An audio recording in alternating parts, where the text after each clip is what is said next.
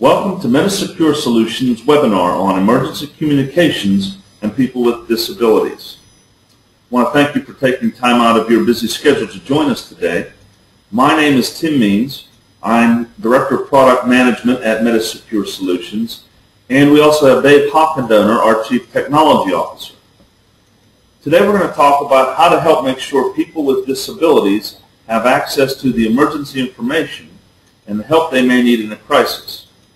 We will also discuss some of the requirements for two-way communication systems for state and local government facilities, public accommodations, and commercial facilities. First, let's take a look at the statistics for people with disabilities. In 2010, nearly 10% of working-age people reported a serious disability. In addition, approximately 54 million Americans have at least some degree of difficulty communicating and receiving information through speech, hearing, or vision. And these are just the reported disabilities. For example, in an emergency, there may be more. About 8% of adults have asthma. In a crisis, they may have trouble getting up and down multiple flights of stairs. So it is important to plan for unreported needs as well. Dave, maybe you can help us take a look at some of the emergency communications components. Sure, Tim. Briefly, here are the three essential emergency communication components. These are what everyone needs to know, including people with disabilities. First, people need emergency alerts. This is so they know that an emergency situation exists. Alerting people isn't always as easy as it should be. For example, people tend to ignore sirens and alarms, thinking they're only a drill. Second, people need emergency instructions. This is so they know what they should do. This is where most confusion tends to happen. Emergency instructions cover a wide range of situations. Generally, it's either evacuate, shelter in place, lock down, or relocate to an area of refuge for people who can't reach the evacuation or shelter in place location. And finally, people need to know how to get additional assistance if needed. This is where the two-way communication comes in. People need to be able to communicate to security and also receive information from security. Everyone needs to know when an emergency situation exists. They need to know what they should do and how they can reach additional help. The big difference for people with disabilities is the communications tools and the methods that you use. We have put together a chart to help look at this. And on the chart you can see on the left, we'll see the 5 types of disabilities that are listed. Here are the different emergency communications tools and methods for people with different types of disability. You can see that for alerting people, effective emergency alerts have both audible and visual components. That means things like sirens, voice alerts, strobe lights, and on-screen text. For people with hearing impairments, think about their line of sight. While audible alerts can cover a wide area, you have to be in the same space as a visual alert to get that information. As far as emergency instructions go, you also want audible and visual instructions. You want to tell people what they need to do using pre-recorded voice instructions and text instructions on computer screens, help stations, and digital signage. Giving people audible and visual instructions is effective for people with disabilities, but it also makes emergency alerts more effective in general. Giving people specific instructions tells them that the alert is not just a drill. It is important to keep instructions simple and make it easy to reach additional help. This is a good rule of thumb for people with cognitive disabilities and for everyone else. As for emergency assistance, there are two-way communications help stations and call boxes. These provide a hands-free way for people in need to reach security or emergency dispatch and a way for dispatch to communicate with them. Some of the code requirements generally call for two-way communication stations to be part of the Area of Refuge or rescue assistance, or to be located in elevator lobbies above and below the main floor of a multi-story building. Systems like Metis Secure can give you the ability to issue emergency alerts, send out targeted instructions to specific areas or to the entire site, and to receive calls for help. Dave, why don't you tell us a little bit about what codes apply and some of the requirements involved? Okay, Tim. Sure. Let's discuss the codes. Since codes vary from locale to locale, we're going to discuss these at a high level. Check your local codes for what applies in your jurisdiction. As you probably know, area of refuge are fire-rated spaces on floors above and below exit levels. People who can't get to a designated evaluation or shelter area go there instead to wait for first responders. Area of refuge codes cover things such as how many are needed in a multi-story building, where they should be located, and how big they need to be. Codes call for area of refuge to have some method of two-way communication equipment. In some cases, elevator lobbies with two-way communication systems are used instead of a stairwell area of refuge. A number of codes govern area of refuge and two-way emergency communications. Main codes include the ADA, the Americans with Disability Act Accessibility Guidelines, the IBC, the International Building Codes, and the NFPA, National Fire Protection Association, Codes 101 and 72. We're going to focus specifically on codes related to two-way communication requirements. Here's what the ADA requirements for accessible two-way communications in non-residential sites, facilities, and buildings, including an area of refuge. The requirements apply to new design and construction, additions, and alterations. The key points in this system is two-way communication system must include both audible and visual signals. Signage should explain the meaning of the visual signals.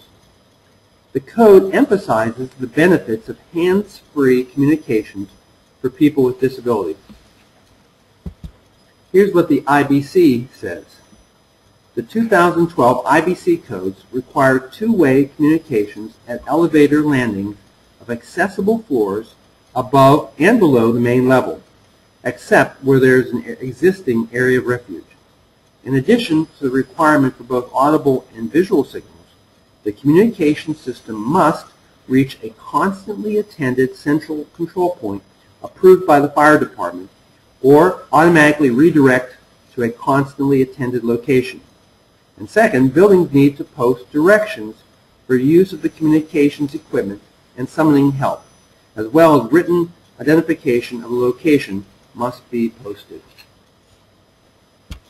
The IBC and the NFPA 101 Life Safety Code are very similar, and they both require the audible and visual signals as well as a connection to a constantly monitored point.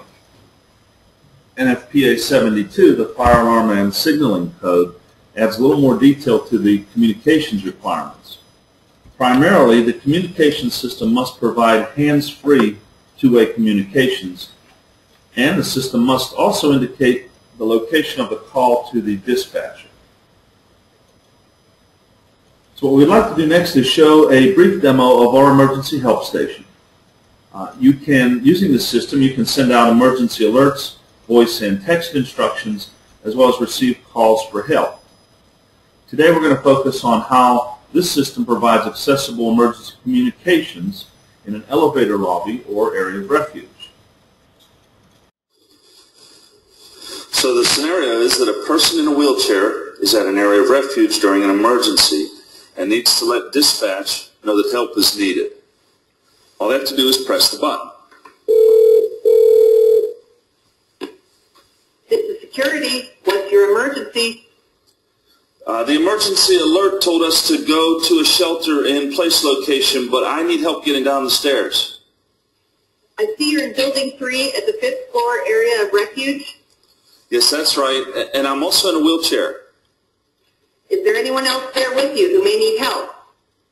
No, it's just me. Okay, I'm dispatching an officer to your location. Thank you.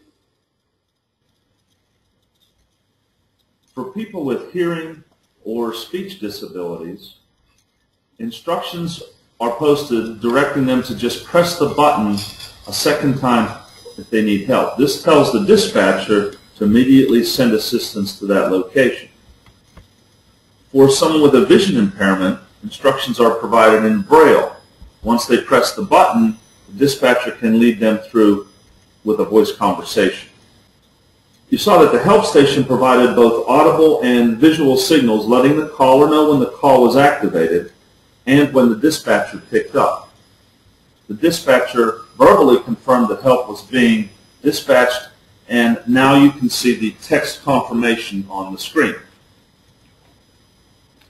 On the dispatcher's end, here's what the dispatcher sees.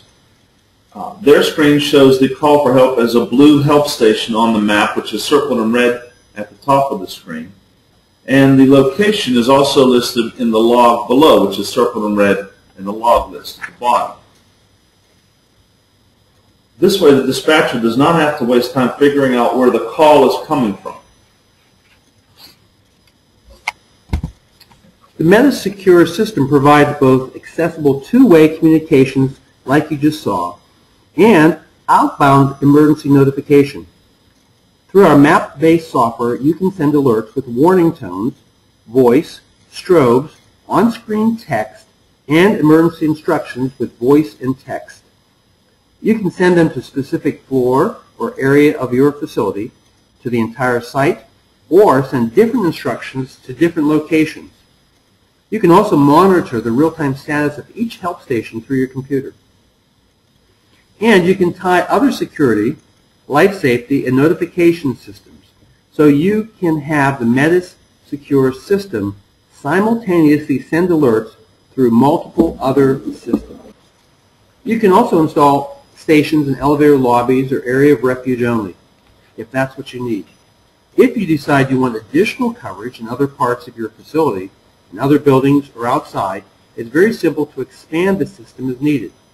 These are pictures of our outdoor help stations. With the approval of your local authorities, you may also choose to have the system route calls to different points, depending upon how your security organization is set up. For example, the ability to have a third party monitor your facility if you don't have an on-site dispatcher 24/7. Also, some facilities have security patrolling, so pushing calls automatically to their two-way radios allow them to be anywhere and still move to the caller location while still talking. So Dave, that's a lot of information, and what we would like to do at this time is just do a brief recap to make sure that you are getting the right information to everyone. So here is what you need. Alerts with audible and visual components. Typically this means your system should have warning sirens and tones, voice alerts, strobe lights, and on-screen text. Second, emergency instructions with audible voice and visual text instructions. The visual instructions may appear on emergency help station screens, digital signage, IP phones, desktop pop-ups, things like that. You can also send text and email instructions as well, but they can take anywhere from 5 minutes to an hour to arrive. So in a crisis, that is really a supplementary or backup method for addressing these area of refuge. Third, signage that shows the way to evacuation muster points or shelter-in-place locations in areas of refuge. This signage should include a tactile component such as Braille so that people with vision impairments can also use them and get the information. And finally, an accessible two-way communication system that permits people to speak or communicate directly with security and to request help. Well, Dave, that wraps up our seminar for today. I want to thank the listening audience for joining us. If you folks have any questions or would like to learn more, please give us a call or send us an email. Also, we will follow up with an email containing a link to a recording of this webinar. Once again, thank you, and that concludes our webinar for today.